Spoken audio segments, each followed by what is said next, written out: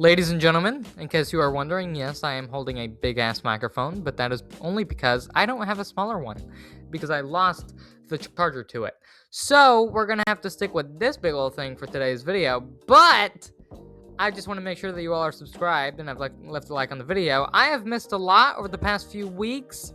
I have not been back home here in the US. I've been on vacation in Costa Rica, as you all know, if you guys have been keeping up with me on my other socials like TikTok and Instagram, which are all linked in the description, by the way.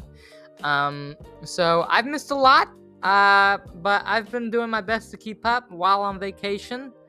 But in today's video, we're going to be talking about the Batman Part 2 and some rumors that have been floating around. This video is probably going to be a short one. Probably not going to be too long. But yeah, we're going to be talking about the Batman Part 2. We're going to be talking about, Superman, Man of Tomorrow. We're going to be talking about a lot of things that I cannot wait to dive into. So I've been Joshua RSA, Joshua Reviews, Movies and More. Let's go ahead and get into it. So the Batman Part 2 is obviously everyone's most anticipated movie that's coming out next year. I believe it's supposed to be starting to shoot in April, if I'm not mistaken. I could be totally wrong on that, so that's my bad if that's false information. But the Batman Part 2 is one of my most anticipated movies for next year, and I cannot wait to see where this saga goes. I wasn't able to watch The Penguin, unfortunately, because I do not have an HBO Max subscription. So I still haven't been able to watch it, but when I do, I'll make sure to review it. I know that I'm going to be trying to get HBO Max here soon, just so I can keep up with all the things, DC related, because I know there are a lot of shows that are going to be coming out. Like Peacemaker Season 2, I wasn't even able to watch that either. But from the clips I've seen, I know that probably wasn't going to be my cup of tea. The Batman Part 2. So, Matt Reeves is tackling his Batman universe, his Batman saga, and we've been getting a lot of casting announcements and a lot of casting rumors. And one of those casting rumors being Sebastian Stan for Harvey Dent, aka Two-Face. Now, we don't know whether or not he's actually going to be Two-Face in this. It could just be, lawyer, DA, Harvey Dent. We have no idea what the dynamic is going to be in the movie, but I think this is a fantastic casting choice.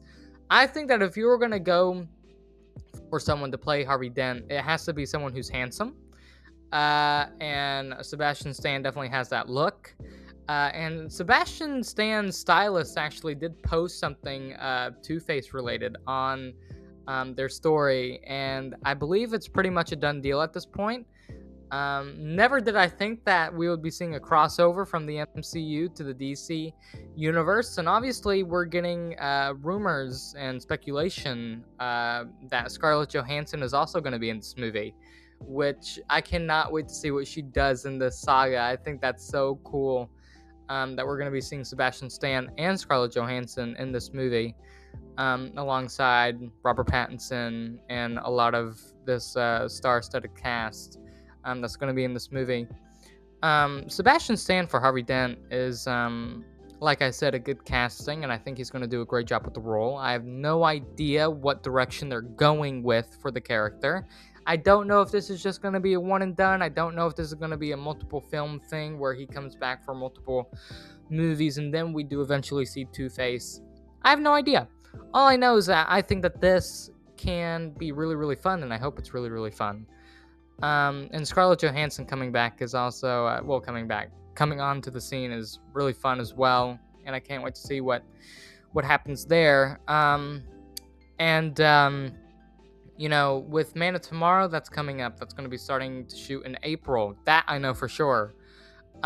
We officially got our Brainiac casting, Lars Endinger, who, is not really well known. People don't really know of this man or his work. But if Gunn decided to go with him, then I have trust that he's at least going to do somewhat of a good role, a good job with this role, and I cannot wait to see what he does with it.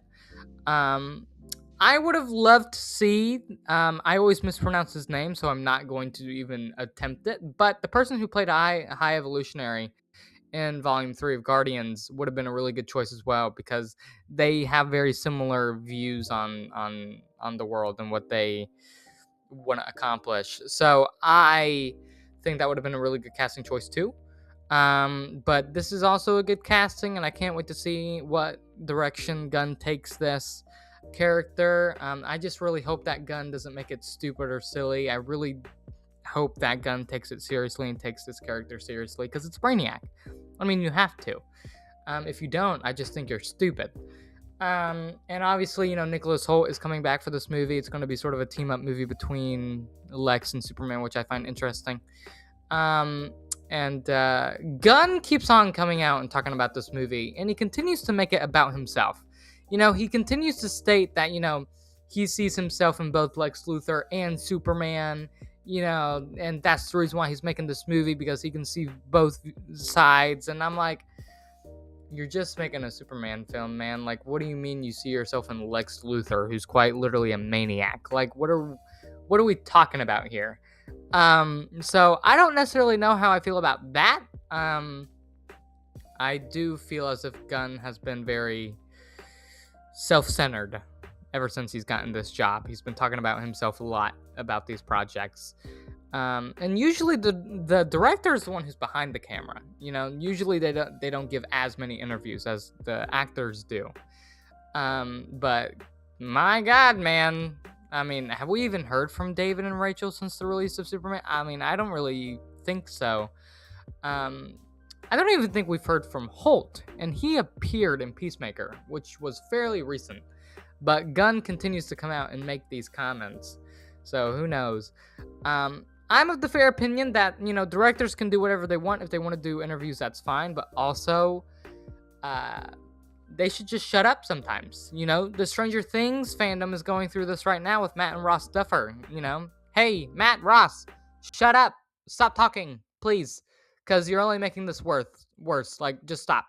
And Gunn also hyped up Peacemaker, which turned out not to be the case. It was very overhyped and very over-exaggerated. He hyped up Superman. He's hyped up a lot of the projects that are coming out, which I think, obviously he's just trying to do his job to sell the product, but you can maybe tone it back a little bit. You don't have to glaze yourself 10,000 times. I really do hope that, these upcoming projects are good. A lot of people who have been watching my channel know that I'm not a huge fan of James Gunn being in charge of DC. I was very excited at first, and then, of course, he opened his mouth and he started coming out and saying some things that I didn't fully agree with. A lot of people do know that I'm more of a fan of Zack's work at DC. But that doesn't necessarily mean that I want Zack to come back to DC. Let me make that very clear. If he comes back, great. If he doesn't, also great. I just want someone who's going to be able to take care of these characters and give them the respect that they deserve, and not make them silly and goofy and whatever 10 million times.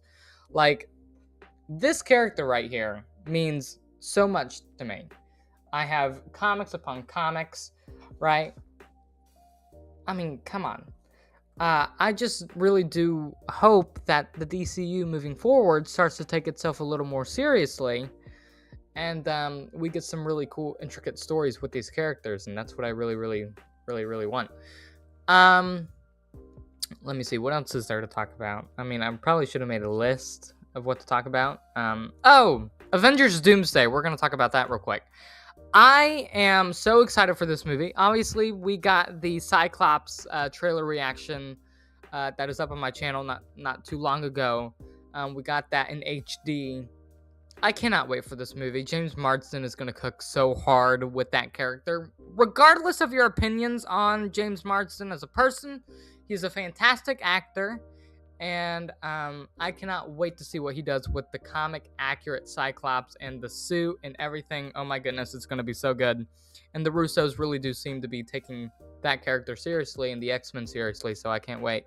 And obviously we saw Sir Patrick Stewart, Sir Ian McKellen back as Magneto and Professor X as well. And I can't wait to see, those two return. Whether or not they're coming back only to be killed off again is a totally different story. But that's just sort of the trope now. That's just sort of what they do. So they sort of come back, they give a really cool epic speech monologue, and then they get killed off for shock purposes. Why? Don't ask me. I have no idea. I'm not the Russos.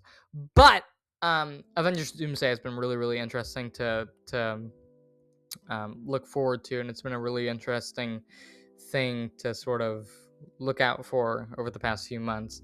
And then we got the fourth trailer for Doomsday, which featured the Fantastic Four and the Wakandans, which honestly I can't wait. I can't wait to see that dynamic between M'Baku and Ben Grimm. If you haven't seen the trailer, they do share an interaction, and I do think that's going to be so cool. I can't wait to see that. So the Fantastic Four and Doomsday coming back is really cool, and the Wakandans and Shuri gives a really nice monologue about death. A lot of this movie has been about death. We see Magneto talking about it in the trailer. We see Shuri talking about it in the trailer. Steve Rogers has a baby. Pedro Pascal has a baby, which gets taken at the end of Fantastic Four. Thor is talking about fatherhood and death. The main plot point of this movie seems to be fatherhood and death, which is crazy. But I think it's really setting up Doom to be an amazing antagonist, and I really do hope that RDJ does a great job with this character because he is so beloved. And I don't want them to be bringing back RDJ only for the sole focus of money. I want them to have a solid idea for this character and where they want to take this character beyond potentially Secret Wars. Obviously, he's probably going to be defeated by the end of Secret Wars, but Doom is always lurking around in the comics and etc. So who knows what they have planned? But I can't wait. I can't wait for the Batman Part 2. I can't wait for, Avengers Doomsday. I can't wait for Spider-Man Brand New Day. And obviously, I've been on this campaign on TikTok and Instagram asking Marvel to invite me to those premieres. So I really, really am looking forward to these movies. And I really want to go to those premieres, and that'd be amazing. But, as I said, very short video, not too long, but I am going to have to edit this. But I've been Joshua Arce, Joshua Reviews, Movies, and More. Take care, and please let me know what you guys think of the Avengers Doomsday, Fantastic Four, and Wakandans trailer. Please let me know what you think about the Batman Part 2 and Sebastian Stan as Harvey Dent and Scarlett Johansson.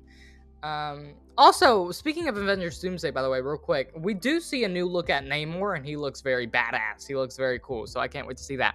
But I can't wait. I can't wait for all these projects. So I've been Joshua Arce, Joshua Reviews, Movies, and More. Take care and peace.